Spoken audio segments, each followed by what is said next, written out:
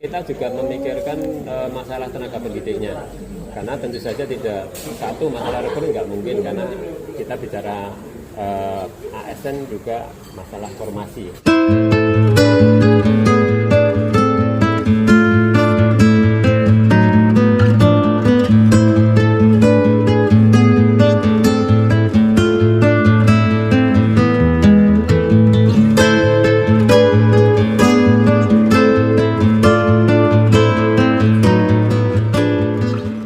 Tengah janji-janji pembangunan, rakyat kecil terus bertanya, kapan anak-anak kami mendapatkan pendidikan yang layak? Kini, pemerintah pusat menggulirkan program besar bernama Sekolah Rakyat. Tapi, yang jadi pertanyaan adalah, benarkah ini akan menjadi solusi? Atau hanya mimpi yang tertunda lagi? Pemerintah Provinsi Jawa Tengah diminta menginventarisir tanah milik daerah, katanya untuk mendukung berdirinya Sekolah Rakyat. Tapi sampai hari ini yang ada baru daftar tanah dan proses verifikasi. Belum satupun sekolah rakyat benar-benar berdiri. Batu Raden, Kartini, Prof. Suharso, Antasena, dan Margo Laras, 5 nama besar, 5 lokasi rencana. Tapi rakyat bertanya, apakah tempat ini akan benar-benar jadi ruang belajar atau hanya bangunan kosong tanpa masa depan? Janji pendidikan inklusi tak cukup hanya dengan bangunan dan nama. Di mana kurikulumnya? Siapa pengajarnya? Apakah guru-guru lokal akan dibekali pelatihan memadai? Atau sekedar dipasang demi memenuhi syarat administratif? Kita mengusulkan kemarin kan pertama adalah kita diminta untuk menginventarisir tanah-tanah dari milik pemerintah, baik punya provinsi maupun kabupaten kota, dan kita sudah mengusulkan ke pusat dan sudah diverifikasi. Ini yang sudah mulai berjalan adalah yang di Blora.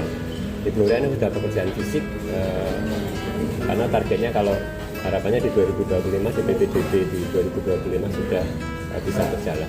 Kalau yang lain masih berproses masalah verifikasi, memang kan tentu saja tidak bisa makrab semua dilakukan. Kami dari Pemkot Jateng support dari teman-teman kabupaten kota. Kalau yang 5 sentra itu sudah siap 5 sentra di Jawa? Masih verifikasi dari kementerian. Kan kami juga semua kan, kita kan pemerintah daerah kan hanya menyediakan lahan. Kalau lahan kan kita sudah sampaikan sudah siap lah, itulah yang kita rekomendasikan untuk bisa dikerjasamakan dengan Kementerian Sosial. Cuma assessment terus masalah mungkin pendanaan dan sebagainya kan ada di kewenangan dari Kementerian Sosial. Kabarnya sama kepala sekolahnya sedang mengikuti seleksi ya Pak? Iya, jadi berproses, karena ini kan kita juga memikirkan masalah tenaga pendidiknya.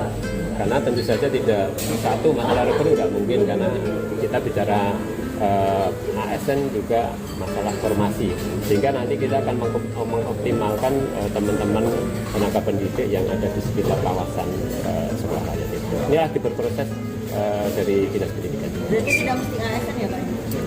Sementara ini masih kita utamakan teman-teman ASN dari Pemprov Jateng maupun teman-teman dari kabupaten. Salatiga informasinya nggak ada lah Pak. Skemanya nanti gimana tuh? Gimana? Salatiga. Salatiga ada, kita kemarin juga mengusulkan yang tanahnya Pemprov. Oh malah pakai tangan Pemprov. Iya. Kabupaten kita nggak ada. Enggak, justru malah dari Pemprov. Kabupaten kota yang sudah mengusulkan mana aja sih? Aku lupa ya, kalau nggak salah ada 7. 7 ya?